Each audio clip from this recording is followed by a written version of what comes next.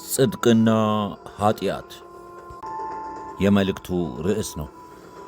በሠራው መልካም ሥራ ቢሰማው ልቡ ቢኮራ ተናግሮ እንዲህ ቢያቅራራ ሊሞገስ ሊሸለም ሊገባ ወረደ ጀሃነም የሠራው ገደል ገባ። አልጠቀመውም መልካም መሥራቱ እዩልኝ ነውና የምኞቱ አጅሩ ቀርቶ ኃጢአት ሆነ ልፋቱ የድካሙ የጥረቱ።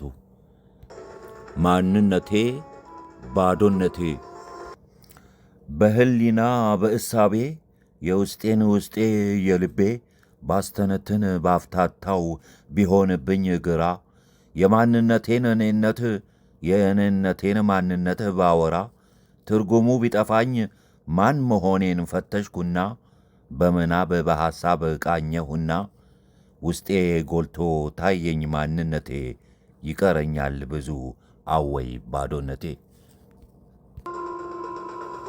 ሚዛን ምንድነው መቁጠሪያ ለሰው ልጆች መስፈሪያ?